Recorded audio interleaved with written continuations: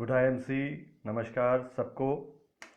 मैं doctor Suneet Arora, consultant chief medical advisor IMC, immunity series में आपका स्वागत करता हूं फिर से पुनः। और आपके सामने आज का टॉपिक लेके आते हैं एलो संजीवनी जूस। तो एलो संजीवनी जूस के बारे में हम लोग आज जानेंगे और इसके क्या घटक हैं और एक एक घटक क्या काम करता है और ओवरऑल ये जूस किस लिए हम देते हैं और कैसे इसको दिया जाए, किस उम्र में कितनी मात्रा में कैसे दिया जाए। गुड आईएमसी अनीता जी, आदिल जी। हम आज का टॉपिक शुरू करते हैं एलो संजीवनी जूस का।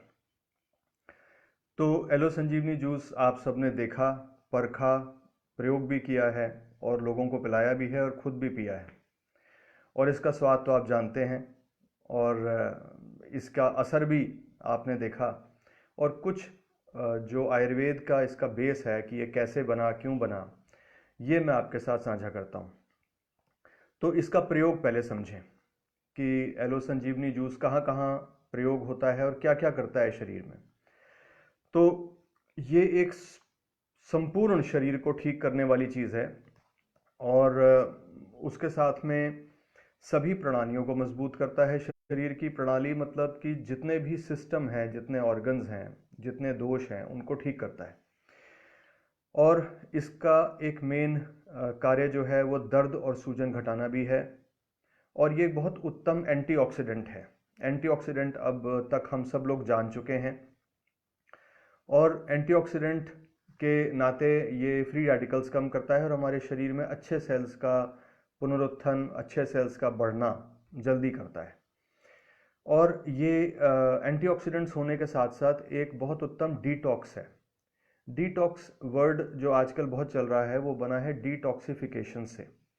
डिटॉक्सिफिकेशन का मतलब है कि विषैले पदार्थ जो शरीर में एकत्र हो जाते हैं उनका शरीर से बाहर निकलना। एक तो साधारण मल क्रिया होती है जिससे वो बाहर निकलते हैं। दूसरा, आयुर्वेद में कुछ ऐसी औषधियाँ होती हैं जिनसे कि उनको सेल जो हमारे सेल हैं, सेल्स में से भी विषैले पदार्थ हम पेट में लाके उसको बाहर निकाल सकते हैं। तो उसको हम डिटॉक्स कहते हैं। और आयुर्वेद के वैद्य के पास आप जाएं या आयुर्वेद के हॉस्पिटल में जाएं तो वहाँ पे वो पंचकर्म करने की बात करते हैं। तो पंचकर्म अपने आप में एक डिटॉक्स की विधि है जिससे शरीर डिटॉक्स किया जाता है और विषैले पदार्थ बाहर निकाले जाते हैं जिससे शरीर वापस शुद्ध होता है, अच्छे सेल्स बनते हैं। और ये पाचन शक्ति बहुत अच्छी बढ़ाता है और अग्नि बढ़ाएगा, पाचन शक्ति अच्छी करेगा जब आंतों को ठीक करेगा तो। और ये आंतों और मूत्र प्रणाली की पूरी लाइनिंग को साफ करता है और इसमें रक्त शोधक औषधियाँ हैं, रक्त शोधक गुण हैं इसके, खून साफ करने के जिसे हम कहते हैं। और खून साफ करने के साथ साथ ये खून के कण हीमोग्लोबिन बढ़ाता भी है, तो रक्तवर्धक भी हम इसे बोल सकते हैं। और त्वचा का जो इस पे इफेक्ट है, ये त्वचा में एक चमकदार ग्लो पैदा करता है जो एक यौवन और अच्छे ओज का निशानी होती है। और बाल भी अच्छे होते हैं क्योंकि बालों का त्वचा के साथ जुड़ाव है और बाल त्वचा के अंग हैं। और इसके अलावा ये ब्रेन की टॉनिक है, ये स्मृति बढ़ाता है, हमारी मेमोरी, हमारी स्मृति शक्ति बढ़ाता है और हमारे स्ट्रेस को दूर करता है। एंटी स्ट्रेस है, बहुत अच्छा है इसके अंदर। और इसके साथ में जैसे हमें घबराहट होती है, कभी डर लगता है या दिल धड़कता है या एंजाइटी हम कहते हैं वो होती है, तो उस रोग को बहुत अच्छा ठीक करता है ये, जिसे हम हृदय, आयुर्वेद में इसका नाम है हृदय। हृदय मतलब कि हृदय की टॉनिक्स जो है वो इसके अंदर है।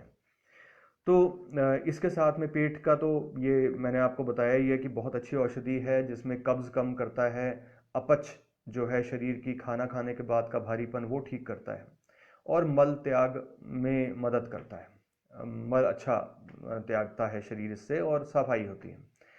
तो इसी के साथ एक बीच बीच में मैं प्रश्न लेता हूं कि सौरभ सिंह जी ने पूछा कि ये किस जगह प्रयोग होता है। तो सौरभ जी, आपकी प्रश्न का सबसे पहले सारा उत्तर मिल गया कि ये कहाँ कहाँ प्रयोग होता है और ये सब हमने देख लिया। तो इसको मैं एक बार अगर आपके लिए रिवाइज करूं, दोबारा बताता हूं, तो शरीर के सारे सेल्स को ठीक करने में इसका प्रयोग है। फिर ये दर्द और सूजन घटाएगा, और ये अच्छा एंटीऑक्सीडेंट है और डिटॉक्स करता है शरीर को, और रक्त शोधक है, रक्तवर्धक है, पाचन शक्ति बढ़ाएगा, और त्वचा को अच्छा व्रणने कहते हैं, और त्वचा का व्रण अच्छा करता है, रंग अच्छा करता है, और त्वचा को चमकदार बनाता है, और हमारी मेधा, स्मृति शक्ति, मेमोरी पावर बढ़ाता है, और हमारे स्ट्रेस को दूर करता है, एंटी स्ट्रेस है, और हृदय का टॉनिक है, और आंतों का भी टॉनिक है, आंतों को साफ करता है। तो अब आप सोचिए कि यहाँ पे मैं एक प्रश्न लेता हूँ, बीच में हमारे योगेश्वर प्रसाद जी लगातार प्रश्न करते रहते हैं, और उन्होंने लिखा कि इसका नाम संजीवनी क्यों है, और ये टिश्यूज़ में क्या, सेल्स में क्या मेटाबॉलिज्म करती है। तो योगेश्वर जी आप देखिए कि इसका नाम संजीवनी इसलिए है कि संजीवनी का अर्थ होता है जीवनदायिनी, जो जीवन देती है। तो इसके जितने भी गुण हैं, अगर कोई चीज़ आपके सारे शरीर के सारे सेल्स को ठीक करे, आपका रक्त बढ़ाए, आपके शरीर को डिटॉक्स करे, आपके शरीर में एंटीऑक्सीडेंट दे, आपकी त्वचा अच्छी करे आपको, और आपके अंदर की सारी सूजन ठीक करे, मसल्स की और मांसपेशियों की, जोड़ों की, तो वो अपने आप में जीवनदायिनी हो जाती है। तो इसलिए इसको जीवनदायिनी कहा गया, और इसलिए इसका नाम संजीवनी रखा गया कि संजीवनी इसलिए इसको बुलाते हैं। तो ये मेटाबॉलिज्म में क्या काम करती है, जब हमारे सेल साफ हो जाते हैं, सेल अच्छे हो जाते हैं, तो अपने आप स्वतः ही मेटाबॉलिज्म अच्छा हो जाता है। दीप चंद्र जी आप थोड़ा लेट आए हैं, हम आज एलो संजीवनी जूस की बात कर रहे हैं, और ये हम किसकी बात करते हैं, ये पहले प्रोमोस भी आते हैं, आप अपना होमवर्क कीजिए, उसको पढ़िए पहले, और फिर जब आप सुनते हैं, नोट्स बनाते हैं, तो आपको ज़्यादा अच्छा काम करती है। तो इसमें अब होता क्या है, संजीवनी बनी कैसे है। तो संजीवनी में 9 घटक होते हैं, जो हमारे बंगाल में बंगाल के लोग हैं हमारे साथ जुड़े हुए, उनकी मेमोरी के लिए बता दूं कि इसको आप 9 देवियों के रूप मान सकते हैं, जो 9 घटक हैं, 9 दुर्गा के रूप, 9 काली के रूप। और इसमें एक एक जो चीज़ पड़ी हुई है वो बहुत कमाल की है, जो उसका फॉर्मूला बना हुआ है वो बड़ा सोच के बनाया गया है। तो इसमें पहला जो इसके नाम से ही है एलो, तो इसमें एलोवेरा है। तो एलोवेरा का तो हमने एक पूरा अभी क्लास की थी पीछे, और एलोवेरा के बारे में हमने सब जाना था कि एलोवेरा क्या करता है। तो एलोवेरा के बारे में हम दोबारा नहीं बताएंगे, आप उसको भी दोबारा देख सकते हैं कि एलोवेरा इसमें एक घटक है। दूसरा सबसे इम्पॉर्टेंट घटक है वो है गिलोय। आजकल हम देखते हैं कि वायरस को लेके और इम्यूनिटी को लेके बहुत सारी बातें हो रही हैं। तो इम्यूनिटी के लिए मेरी कल भी एक दिल्ली में एक आयुष विभाग के एक वैज्ञानिक हैं, उनसे बात हो रही थी, और वो कह रहे थे कि कुछ अगर हम एक इम्यूनिटी पे एक रिसर्च करें किसी एक औषधि की, तो हम एक औषधि को क्या ले सकते हैं। तो हम कुछ लोगों का, सबका ये मानना था कॉमन, कि गिलोय से बढ़िया औषधि कोई नहीं है इम्यूनिटी को बढ़ाने में, और सूजन घटाने में, और रोगों से, बुखार से लड़ने में, और एंटीवायरल के रूप में भी।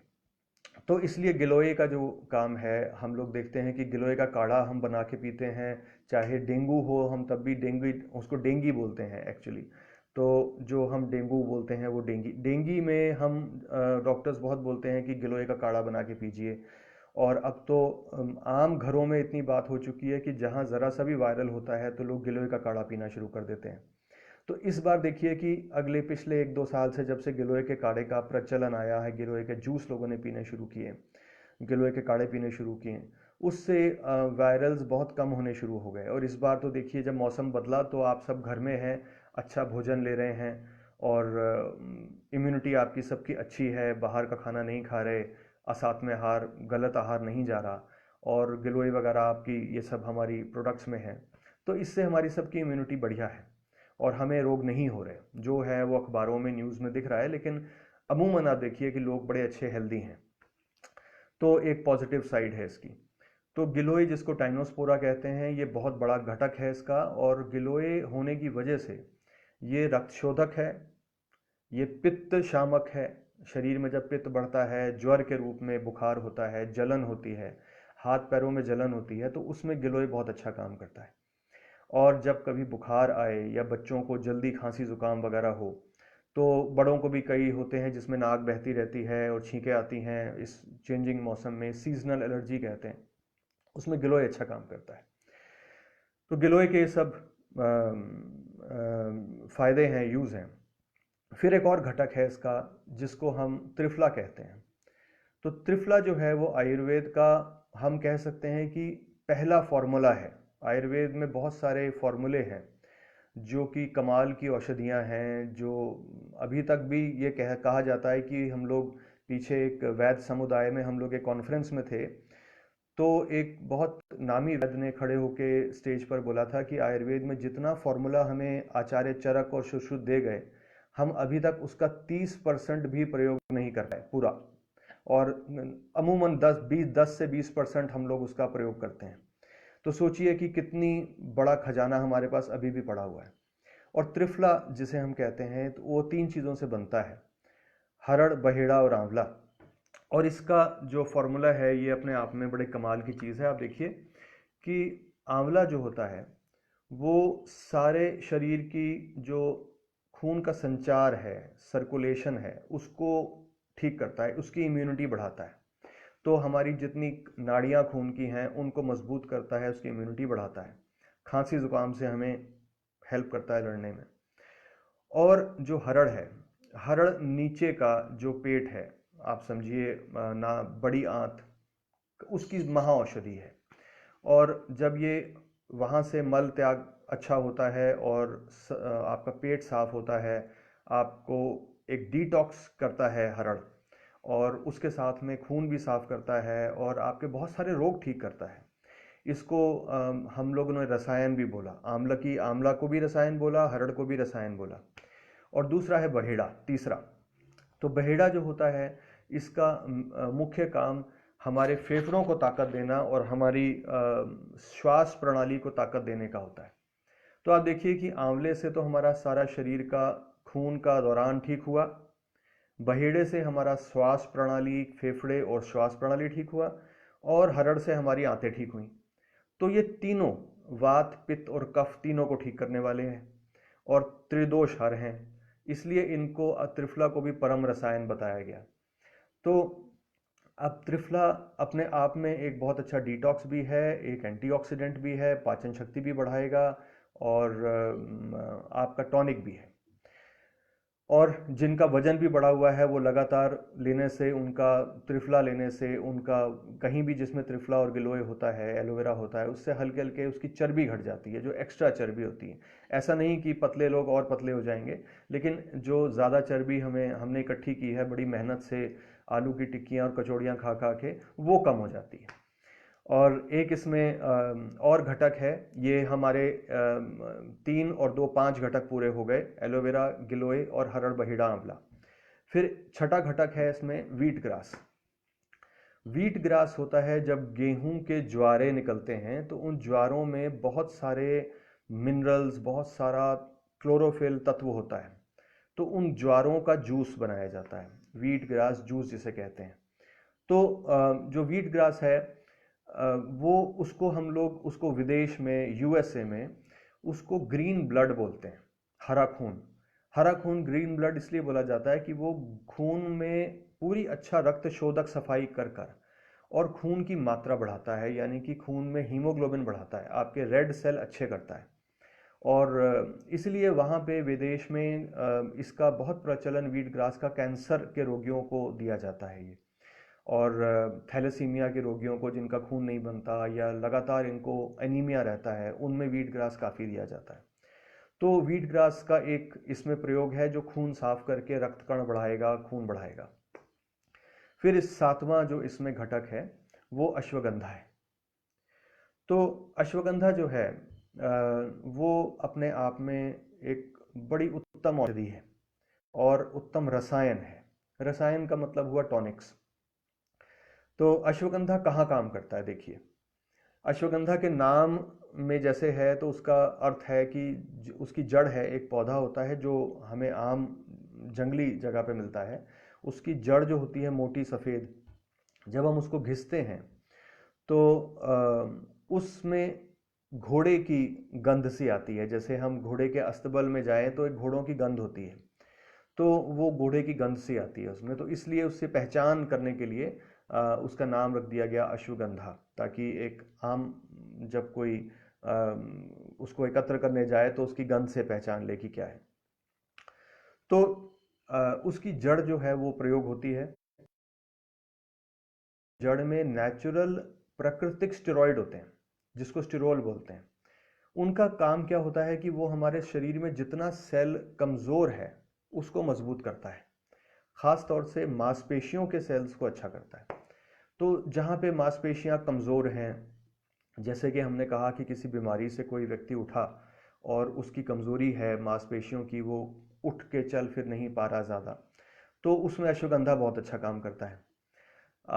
जो हमारे युवा पीढ़ी है, युवा बच्चे हैं जो जिम जाते हैं और बॉडी बनाते हैं और मसल्स बनाने में इच्छुक होते हैं, और जिम में जाके वो कुछ ना कुछ वहाँ का केमिकल्स प्रोटीन वगैरह खाते हैं जो नुकसान करता है, उसकी जगह अश्वगंधा, और हमारा देखिए जो हमारा प्रोटीन पाउडर भी है उसमें भी अश्वगंधा मिला हुआ है।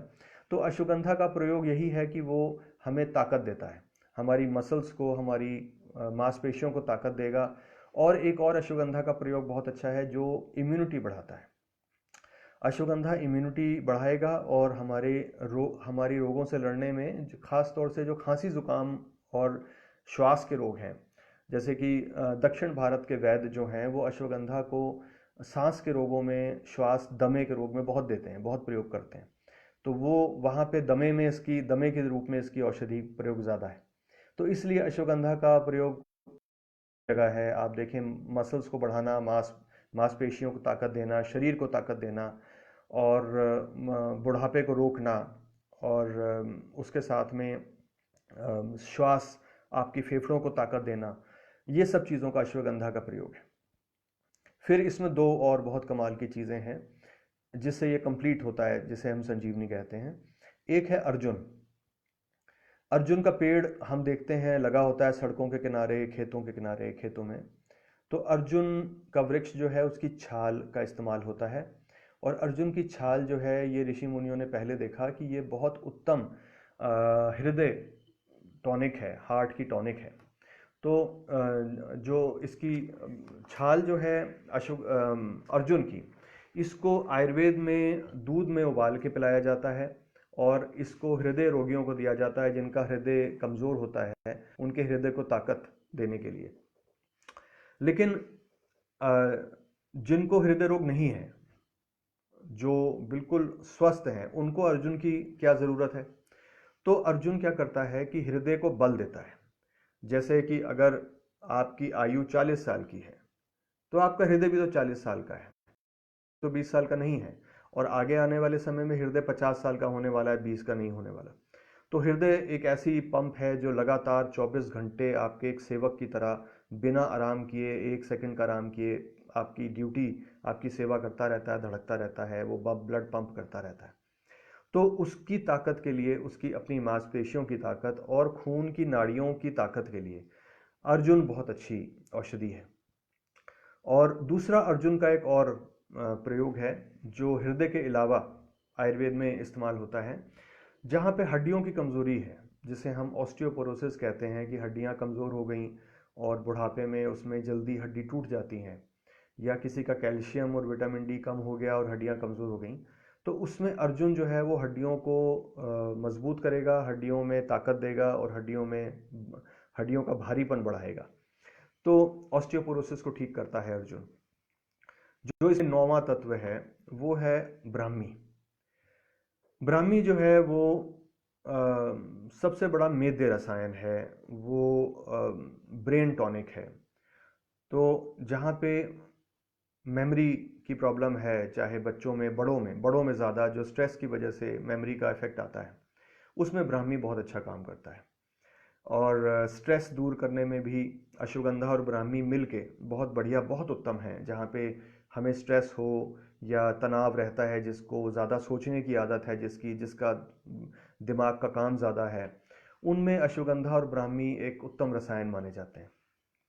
और ब्राह्मी का एक और प्रयोग है कि ब्राह्मी को ब्रेन टॉनिक की जगह, जैसे हम लोग उम्र में एजिंग में कंपवात होता है और उसके साथ में जैसे बुढ़ापे में हाथ पैर थोड़े से ब्रेन वीक हो जाता है, मेमोरी वीक हो जाती है और अल्जाइमर्स की प्रॉब्लम इस तरह की आती हैं, तो अश्वगंधा, ब्राह्मी और ये सब चीज़ें लेने से लगातार हमारा ब्रेन एजिंग पे नहीं जाता और प्रिवेंशन रहती है, उसका रोकथाम रहती है। और ब्राह्मी का एक और प्रयोग है बहुत अच्छा कि ब्राह्मी ब्रेन के अलावा ब्राह्मी हमारे सेल्स में काम करती है और कुछ जगह पे इस पे कैंसर में भी रिसर्च हुई है कि ब्राह्मी का काम कैंसर रोधी तत्वों में है, ब्राह्मी के अंदर जो ग्लाइकोसाइड्स होते हैं। तो एक बार मैं इन 9 औषधियों को दोबारा आपके लिए रिपीट करता हूँ, दोबारा रिवाइज करता हूँ। एक है एलोवेरा, जो इसके नाम में भी है। एक है दूसरी गिलोय, जिसे हम गिलो भी कहते हैं, गिलोय। और त्रिफला, जिसे हरड़, बहेड़ा, आंवला, 3 चीज़ें हो गई। वीट ग्रास, अश्वगंधा, अर्जुन और ब्राह्मी।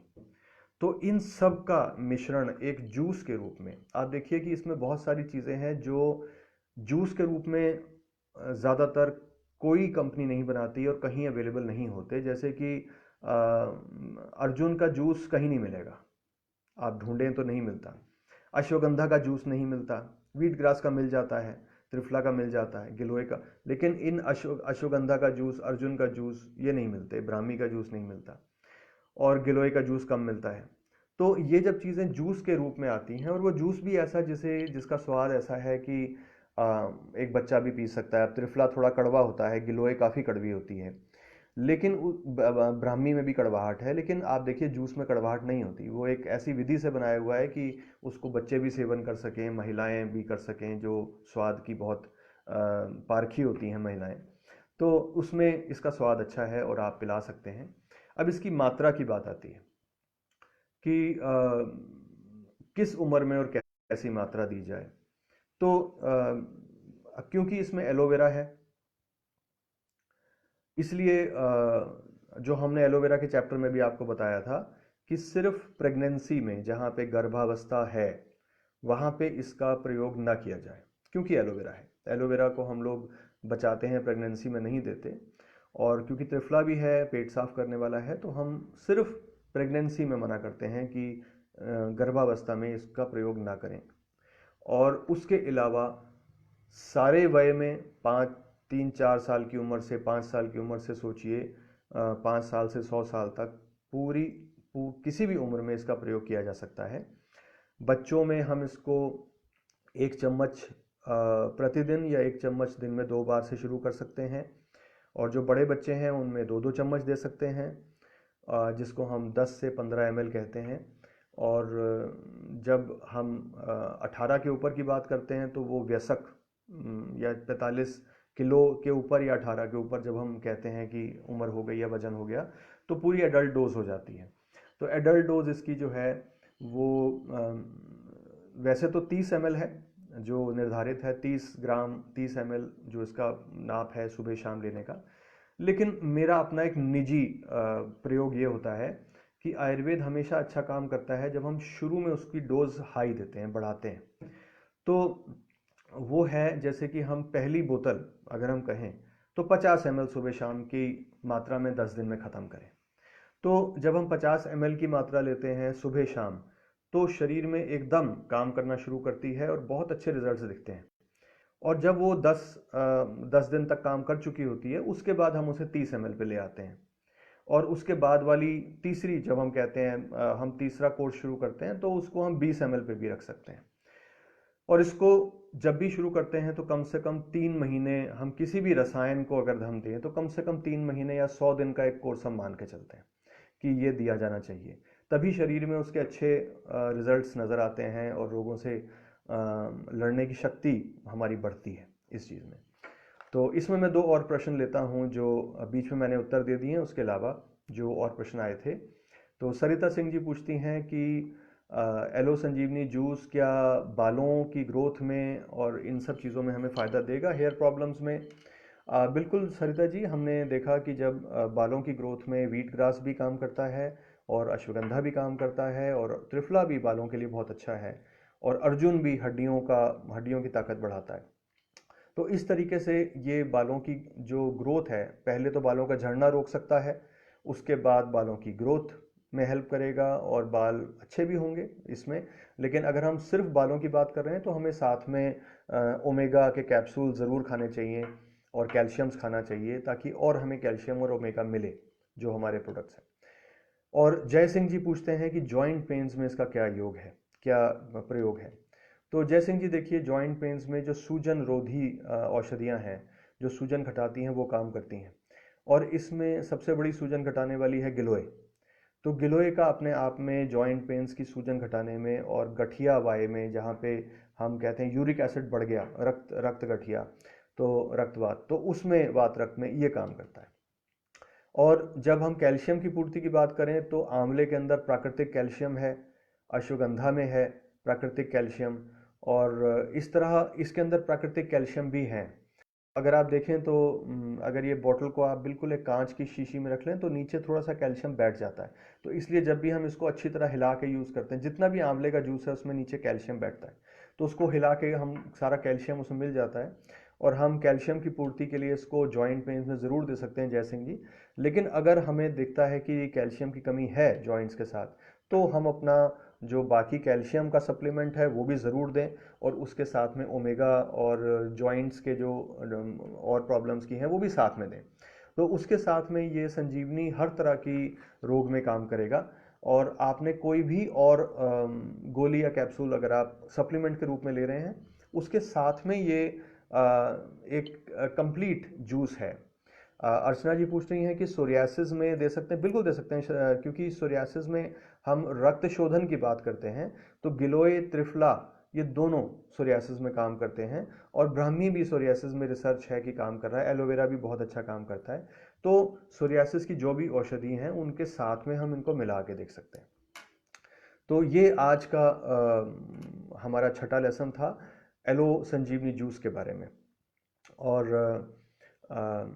आपसे परसों दोबारा मुलाकात होगी नए टॉपिक पे। आप टॉपिक देखते रहिए जो आपका आएगा, और उस टॉपिक के साथ थोड़ा सा पहले पढ़ लेंगे उसके बारे में, तो आप मेरे साथ जुड़ने में आपको बहुत मज़ा आएगा। और उसके बाद एक बार दोबारा पढ़ लीजिए, और तो 3 बार जब आप एक टॉपिक पढ़ लेंगे तो उस पर आपकी मास्टरी हो जाएगी और आपको दोबारा नहीं पढ़ना पड़ेगा। तो आप सबका बहुत बहुत धन्यवाद, और मैं डॉक्टर सुनीत अरोड़ा आपका धन्यवाद करता हूँ सुनने के लिए और साथ में जुड़े रहने के लिए। Good I M C.